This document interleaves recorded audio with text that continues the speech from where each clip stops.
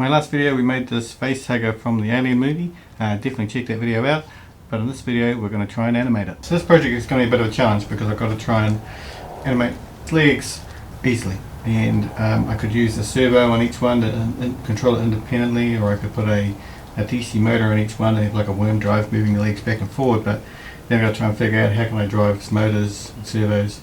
It's all a bit of a nightmare really. So what I want to do is I'm going to have one motor which kind of drives them all using a cam arrangement. So I've got to find a motor which is going to be strong enough to do that. Fortunately, I've got another channel where I pull old printers and photocopies apart and get motors out of them for specific projects. So I've got a surplus supply of motors here to try and pick from.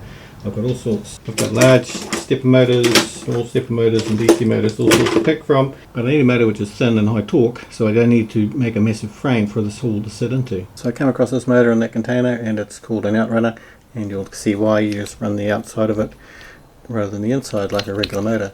Characteristics of these are high torque, and of course it's really quite narrow, so it's perfect for what I want to do. So what I'm going to do is I'm going to get this motor and mount it directly underneath the Facehugger, and then mount this onto the back of the picture frame itself. So this is where things start to get funky. I've found the right motor. It should do what I want to do, but it's got a speed issue.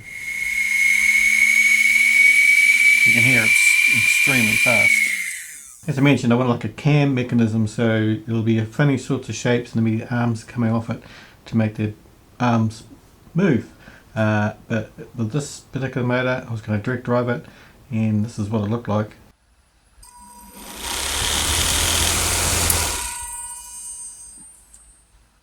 It's just way too fast. I need to find some sort of solution to let the motor run at the speed it wants to while actually moving slowly. So here's our potential solution, a planetary gearbox. So a planetary gearbox is made up of a sun gear in the middle, planetary gears on the outside, which just makes up the name, and a ring gear. So what I want to do is have the smallest gear I can print on an FDM printer in the middle here, and these outer gears match up to the amount of room I've actually got on there. So the gear ratio is about 8:1, so this gear in the middle will turn 8 times, and the outside gear will turn once. On the inside of this ring gear I've got sort of a movement profile, so there's going to be arms going into here with a bearing like this, and as this spins round the arm's going to move back and forward, making the arms move on the alien creature itself. So I've got 8 of these arms to print and attach, so I'll do that now and we'll come back and see how it works. Okay, so here is the assembly all together, and you'll see that if I turn this gear, the arms keep moving. So the next thing we're going to do is hook it up to power just to see what will happen.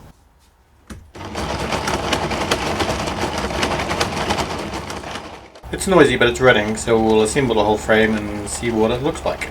Okay, so here it is in its frame. It's actually too big to fit in the video frame.